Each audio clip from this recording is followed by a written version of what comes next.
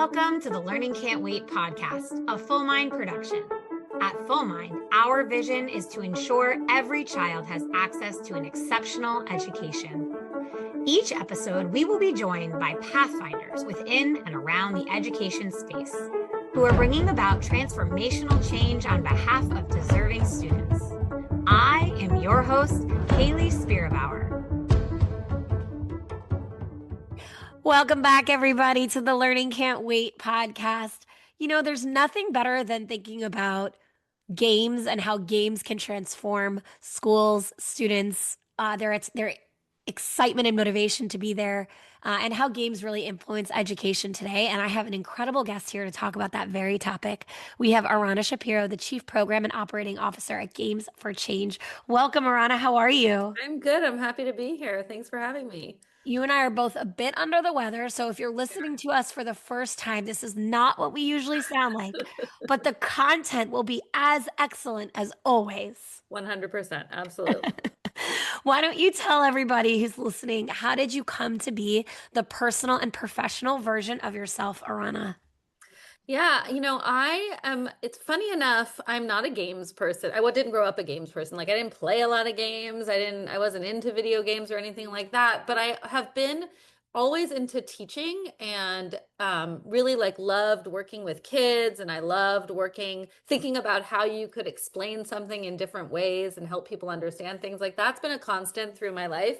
And when I started to think about how you engage young kids, because I worked with young kids at the beginning, I really started to think about how they played and how they interacted with each other, and how that kind of play brought about new learning. And I started to experiment with it in my classroom. Like I started to just think about, well, what if we tried this in a more playful way, or what if we played like a game that was already a commercial game, but I changed some of the rules so that it had some content in it. And I just started to think about those kinds of things. And it really transformed the way that I thought about learning. And it really sort of brought me to a new place where I really thought about games as a tool for learning, and how you could use game design to reshape the way that that kids were learning things. And it really changed my whole practice and my whole career. If you think about an ideal learning environment, what does it look, sound, and feel like, Arana? Such a good question. To me, the ideal learning environment is sort of loud. I always think about like this kind of controlled chaos that we kind of strive for as teachers. That's really hard to get, right? Like I think that sometimes, if you walk into a classroom that looks a little bit chaotic but controlled, if you're not trained in education, you may be a little thrown by it, or you may think like, oh, that teacher's not really working that hard, but it's so hard, right, to get that kind of controlled chaos. So I think it's a little loud, it's a little bit exciting. I always look for kids moving on their own through the classroom with purpose, collaborating with each other, sharing ideas, making mistakes. And the teacher really kind of almost hard to find in the classroom. Like I like this idea of like a teacher there when you're needed, but not hovering over kids, and really allowing students to explore and find things out for themselves, and then learning that really important skill of knowing when they need help and going to a teacher or going to a book or going to a computer and finding the help that they need. So that it's really, I mean, I'm a very kind of student-centered educator, as you can probably tell, and really allowing kids to be in control of the classroom, or at least feel that they have ownership over their learning and the classroom that they're in. Do you have a short list of games you recommend to friends who are asking for high quality games for their kiddos or for their classrooms if they're teachers? So it's a really short list. Whenever anyone asks me, I have a group of educator friends that ask for that kind of thing, and then I'm a mom. I have two kids, and so I have a group of mom friends or parent friends that are asking for those same things. And really, it's the same thing. I'm generally tell people that if they're looking for a place to start with games in the classroom or at home, to look at Minecraft. To me, Minecraft is a perfect example of a game that does all of those things that I just said a perfect classroom would do in the game space. It's open-ended. Kids are able to play things that have already been designed, but they also are able to create their own worlds. And in the creation of their own worlds, they have to make choices, they have to solve problems, they have to collaborate, they have to think critically. So I think, and but they're playing a game, so they feel it's fun and they feel like they're playing a game, which is always a driver motivator for young kids. And so I always tell people that if they're looking for the best in class, Minecraft is probably the place to start. The problem with like games, and there's, I mean, games are great, but the problem with learning games or games that kids may play to learn any specific topic is that they're very narrow, right? They've been designed to teach this one thing. And so I always think like if you're looking for something that you know is you get more bang for your buck, basically, it's like you go to these sort of open world kind of Minecraft spaces where you can decide what the learning's going to be, basically, rather than someone deciding it for you. Okay, so we have Minecraft as the number one recommendation. I love that. It's actually funny. One of my colleagues in this space just posted something about what game. So now I have a perfect recommendation from the source themselves. And I think a little bit about schools and how they integrate gameplay into their teaching and learning. When you are watching this rapid development of technology, at a greater pace than we've probably seen in our lifetimes, how do you desire for school leaders to think about integrating game games into their school day? So this is a question that I get a lot, and and being in the games and learning space, I think there's a sort of preconception that I'm going to say like kids should be playing games all the time and there should be games everywhere and technology should be everywhere, and and I actually don't believe that. I really have a strong belief in the purposeful integration of technology into any classroom. So any piece of technology, whether you're talking about, and I've been teaching for a long, I've been in the education space for a long time. So like I remember when it was like people were having all these conversations about one-to-one laptops, or they're having conversations about smart boards, they're having, so it's and the conversation is the same. It's like this, it's a little bit of a panic and a little bit of a curiosity about how we're going to bring these things in. And games are the same. I believe again in the purposeful integration of technology. So at any point that you're using any of these technologies in the classroom, there should be a real clear reason how it is the best tool as opposed to any other tool that you might use, right? So why do we use a computer instead of a book? There has to be a good reason for that. Why do we, any of those kinds of things, like a really clear, purposeful use. For games, I think about games as a piece of media, right? So for a very long time, teachers have been bringing media into the classroom. A book was a piece of media, a movie is a piece of media, like whatever it may be. And if you're going to bring games into the classroom in any way, shape, or form, you need to treat it like that. It can't just be like you plop. So what you see a lot of times is teachers say, okay, now we're going to play a game. And so the kids open up a computer, or they play the game that's, about whatever they're learning, and then they close it and they go. And you would never do that with a movie. You would never like show a movie and not have a discussion afterwards, or have a conversations before about how it has to do with the curriculum. Teachers need to learn how to treat games as a piece of media in their classroom. So there has to be a conversation about why we're playing this game and what we're going to learn from it. And then afterwards, there needs to be a conversation about helping students make sense of what they just experienced and how it integrates into the learning that has happened. So again, like if I was going to see games being used in classrooms in the most ideal setting, it would be really thoughtful, really purposefully, and with a lot of intention. So there's a lot of media attention right now on how computers aid our kids' education. I believe that was almost an identical headline to something that appeared a couple weeks ago. And subsequently, there have been numerous outlets posting pieces about computers and screens eating our kids' education. And you've provided here a perfect antidote for intentional integration of screens, technology, games, we'll call all of it one category of tech, into a classroom. If you were going to write the headlines yourself, what would you say if you were going to write the piece as rebuttal to the current uh, diatribe? I think, I think for me, the headline would be we're investing in teaching educators how to purposefully integrate technology into the classroom. We're Yeah. investing in how to help educators understand what's happening in the world of educational technology. I, for and because I think that there's, you know, with all of the technology that's coming into classrooms, whether it's games, whether it's computers, whether it's AI, there's there's always the teachers are always absent from the conversation. They're always teacher education is always missing, right? And I think that, teachers are really smart and creative, and they are doing a job that is really hard. And quite frankly doesn't earn you don't earn a lot of money or glamour or anything, so you have to be really invested in it. And if you're really invested in something, that generally means you want to learn about it.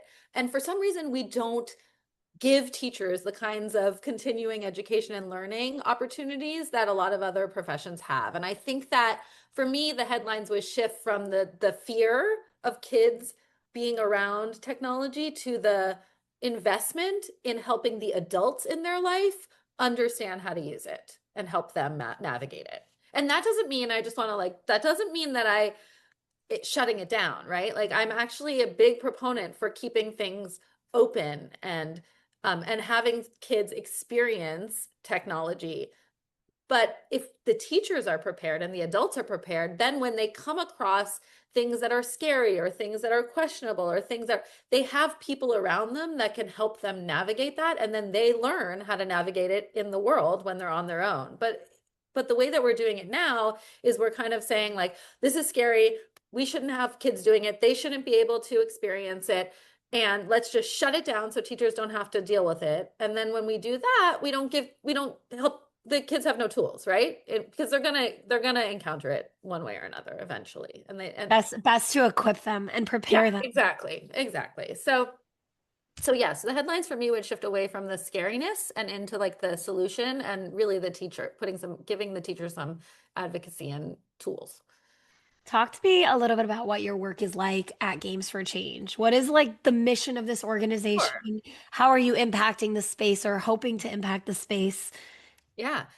So Games for Change is a nonprofit. We're based in New York City, and it's a the mission of the organization goes beyond in education. The mission of the organization is really to help understand how games and immersive media can drive impact beyond entertainment. So, you can think the best analogy is like, we think about movies, and then there's documentaries, right? And how documentaries are meant to teach and to help drive impact. I mean, movies do that too, but like it's the same thing, right? That we're thinking about how can games be used as a tool to drive impact in the world, not just a tool to entertain, and they can do both at the same time, but right, can they be used as a tool? Within the Games for Change kind of universe, and again, we do a lot of things. We have a department, for lack of a better word, called Games for Change Learn, G for C Learn. And that department works solely on all of our teacher and student facing programs.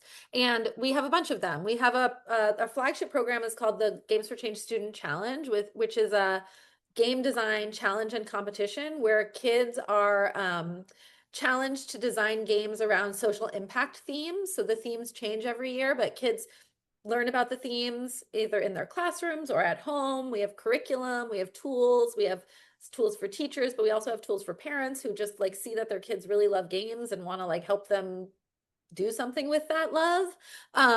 And they learn about themes, they learn about game design, and then they design a game and they submit it to the student challenge, and that game gets judged by a panel of expert judges, and then we have an award ceremony, and kids win prizes, and then it starts all over again in the following year with different social impact themes. And that's been going on for 11 years. It's completely free, and the goal of that program is just to help kids really become change makers, right? Like they're and feel like they're empowered to make change in the world. So it's less about, I mean, it's about the game design, but that's really a vehicle for understanding problems that may exist and feeling like you have some advocacy, and and to either be able to teach about the problem or propose solutions about the problem, all through a game. Um, Along the way, kids are picking up these kinds of future ready skills, or formerly 21st century skills like critical thinking, problem solving, systems thinking, collaboration, communication, right? Because they work in teams to create these games, and you have to, in order to design anything, if you move through the design process, you have to, think critically, iterate, problem solve, all of those things. So that's our main student facing program. And then we also have an educator facing program called Game Plan, which is a professional development program. It's a deep dive into into all things games and learning. Teachers will come away with a kind of a more tools for their toolbox about how to integrate games into their classroom, but also how to design experiences that feel game-like. So they don't have to be actual games, but how to create curriculum that takes the best of that thinks about how games engage students, and then you can design curriculum that does that same thing, right? So big challenges and then you're like kind of leveling up as you move through different smaller challenges to then solve some big problem, which is basically how games roll out. Um, and so those are our two main programs that we have. And again, like you can see that really it's about helping educators and kids leverage games to think about how they might be used beyond just the playing of games, which is super fun and exciting. But, like if you've got this platform, maybe we can use it for more. And why games? Like, I know personally, there's a Yeah. body of research that tells us how the integration of game in a student's learning experience improves outcomes. Yep. But can you tell it for the audience that's not as familiar as me? Absolutely. Yeah. So there is a body of research, but the question of why games to me goes back to how I started the conversation. If you look at how kids learn, young kids, like even babies, they play. Like play is the most fundamental way that people learn. They like if you watch a baby, they're and or even if you have a baby and you put like a mobile over their crib, right? Or like something that they can play with, like you see that they're interacting, they're playing, they're seeing what something can do, they're shaking things, they're hitting things together, and then when they start to interact with each other, babies, little kids, they're doing the same thing. The way that people, human beings, make sense of the world is through play, whether we think about it as play or not. That's how we make sense of things. We understand their affordances by playing with them, and then we understand what value things have, or things being actual physical things or other people or situations. That play is the most fundamental way that we learn. And so what games do, the difference between play and a game is that games just organize play, right? Like a game is just organized play. It puts a set of structures in place that take the play and make it into a game. So for example, you have rules when you're playing a game. You have a goal that you're trying to reach. There's a challenge, right? There's things that you have to do, which we call core mechanics. But that's all that a game really is. It's just organized play. And so what you're doing when you're allowing kids to learn through games is you're allowing them to use the most kind of innate primal kind of tool that they have to learn, so it sticks, right? Like none of us forget how to walk, right? We learned it through playing, we learned it through trying, we learned it by pulling ourselves up and taking a few steps and falling down and then getting back up, right? It's about the deep engagement and understanding that's built because you're allowing kids this opportunity not to just be told something, not to just write about something, but to actually interact with it and play with it and understand it at a much deeper level. I love it. And I think a lot about how this shows up in our everyday lives. I know you named not everybody thinks of certain interactions or certain experiences as game, but they really are games. I think of everything related to business and working as a game, to be honest with you. Yeah, Sometimes absolutely. you could It's all dissect. made up, right? Yeah. Yeah. It's all just Our structures that our decision-making process is a Yep, logic game. Like yep, there's so much about this world that can be defined as a absolutely. game. Absolutely. Yeah.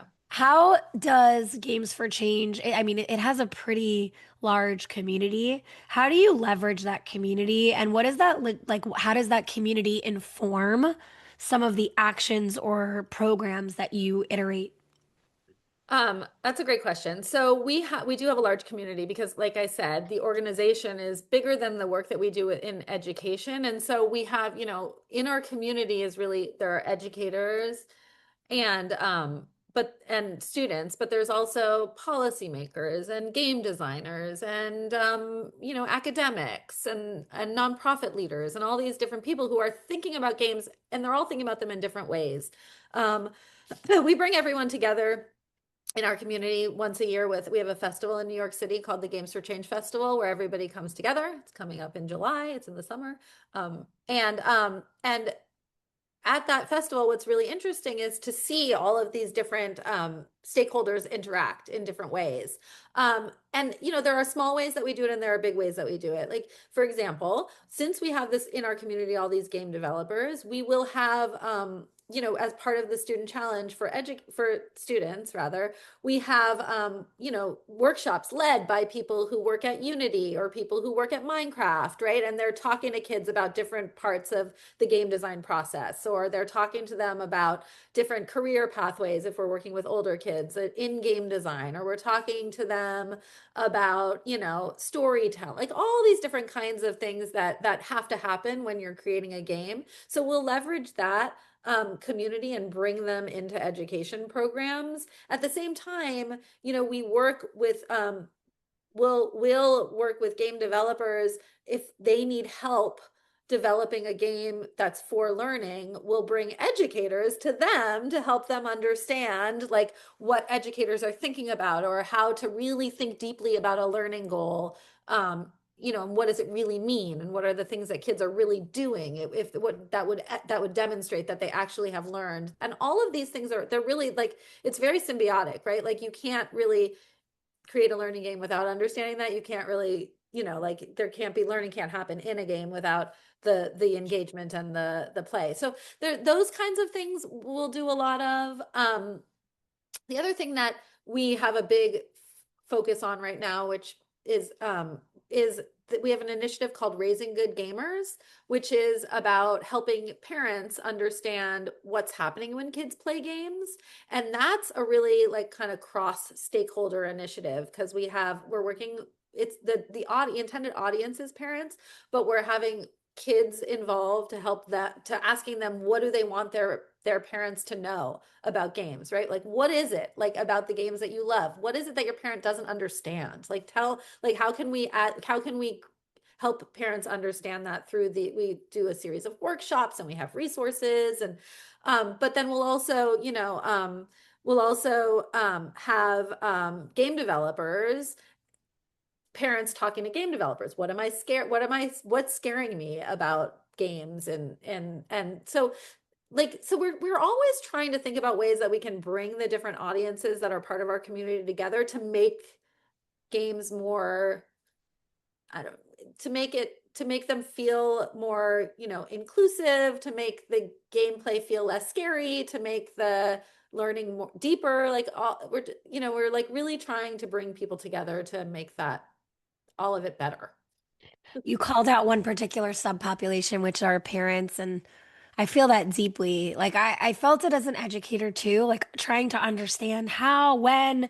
where, why to integrate game. But now as a parent to a 9-year-old who is so reinforced by playing certain Yeah. games. We really do try in our house to play more open-ended games. A Yep. big one for them is Zelda. My That's children love Zelda, and fun. there's so much creativity in it. Totally. But a couple seasons ago, I actually had a student on who plays competitively in Uh-huh. esports, Uh-huh. and he gave me some advice off camera, like when the video had finished recording on the podcast. And then I made him come back on and say it again, but I didn't quite capture the essence as well.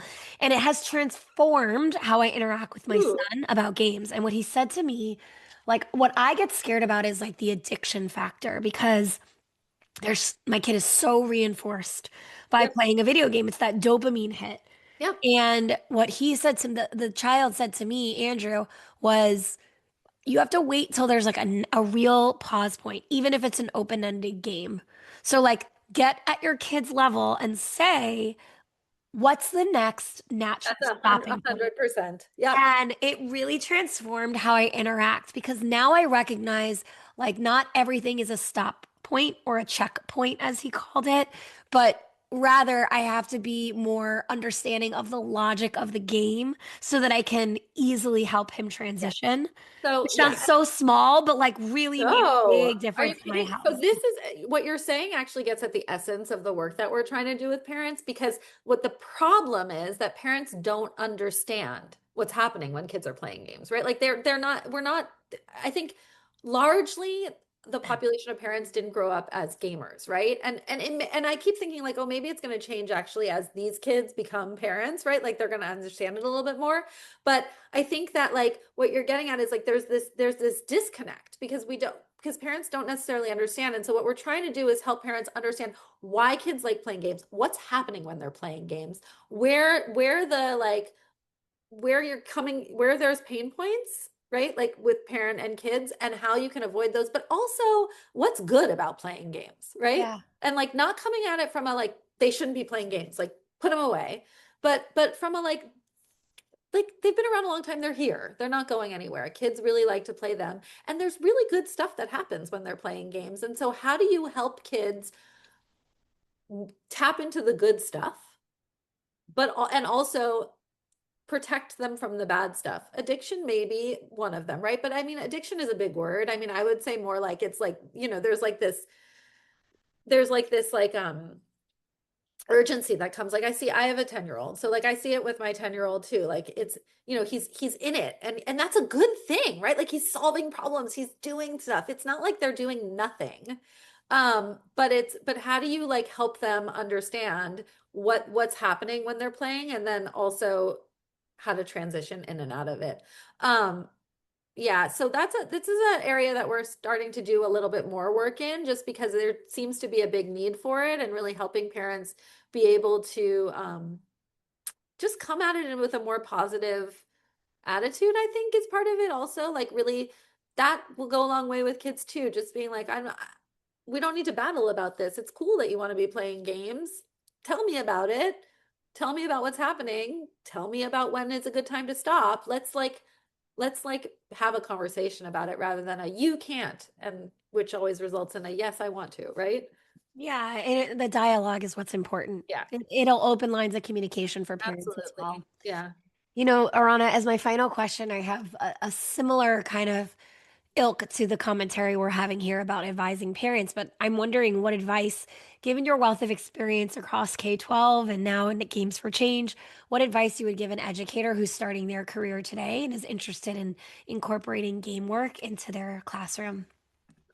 So advice for an educator, I think if you're interested in bringing games into the classroom, I think what I would say is to start small, right? Like you don't have to change, everything doesn't have to change all at once. Sometimes there's a lot of power in just these small games, but I also always tell people to find a community. So there's a big community out there of people who are very passionate about games in the classroom.